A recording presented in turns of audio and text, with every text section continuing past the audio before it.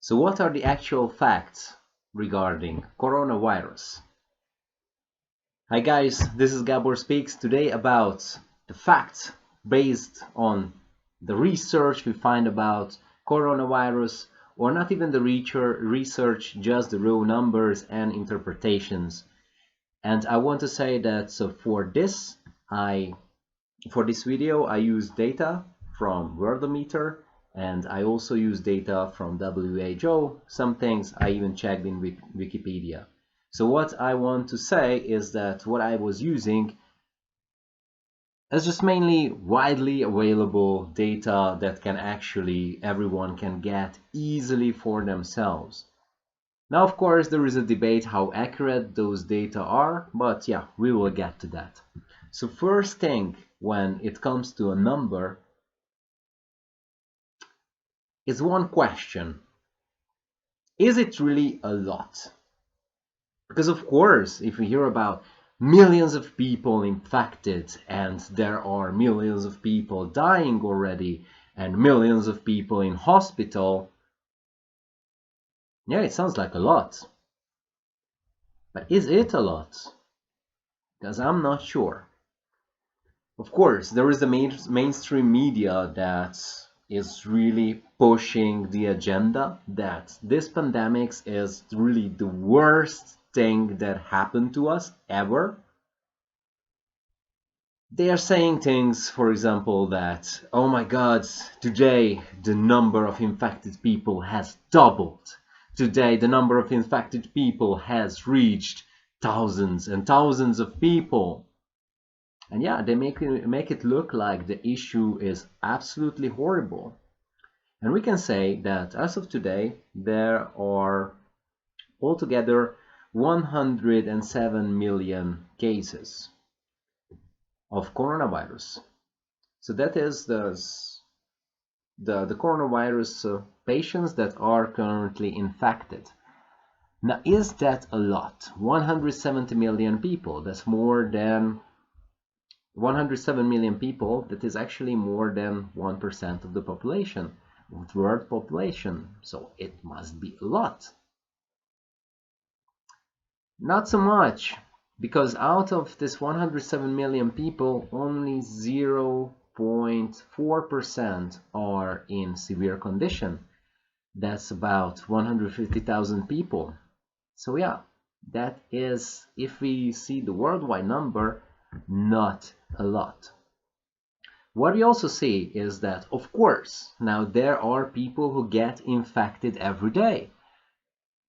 And we might say that maybe the infection rate, it is really low right now, but it might be just for now. Maybe it's going to be exponential.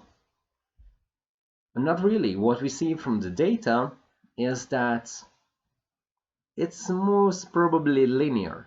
That means that one day of infection will not see significantly more infection than the next one.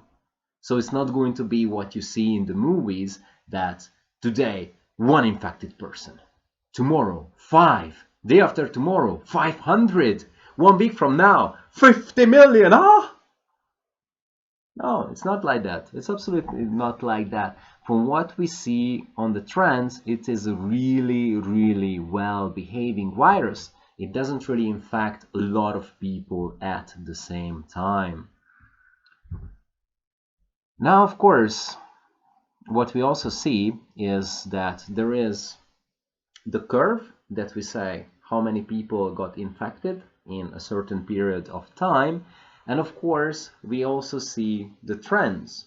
And just to reinforce what I said before, that it is not really going to just blow its proportions up to the way that we cannot really handle coronavirus, we can also look at the logarithmic curve. And the logarithmic curve, pretty much for all countries and to the world for sure, it looks like this. Like a nice C shape. Now when the logarithmic curve looks like this, it also means that the rate of the growth is just not going to go up. That means again that the rate of the growth One grows, one grows, one grows. As the time goes by, that is really going to be well behaving. It's never going to be exponential up to the roof. No. Unless, of course, there's going to be mutations in the virus, but, like speculations. I don't think that it is likely at the moment. So I don't think that this is going to be the case based on how the virus behaves in the past year. So again, I don't really see any case for the panic. And of course, we can also say that, oh, there are a lot of dead people already. 2.3 million people. Well, we are 7.8 billion people on Earth. That really doesn't really look like much. And when you see at the death statistics, for example, what the #1 reason of dying is. So first of all, there were in 2019 55 million people who died on Earth. So again, when it was the end of December, it wasn't even 2 million people. So yeah, less than 2 million people died in coronavirus in 2020. So that means that it doesn't really look that big if we compare it to the 55 million people. And just for example, when it comes to cardiac illnesses, in 2019 there were 8 million people who died based on or due to cardiac illnesses. So that is connected to the heart, right?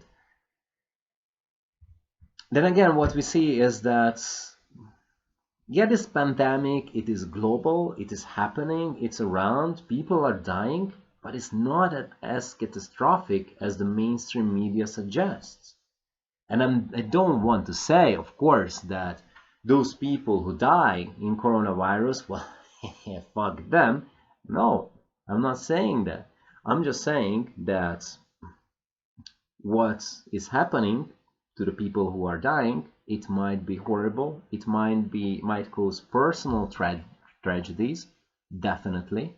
I know people who lost their parents, who lost their grandparents, and I of course feel for them.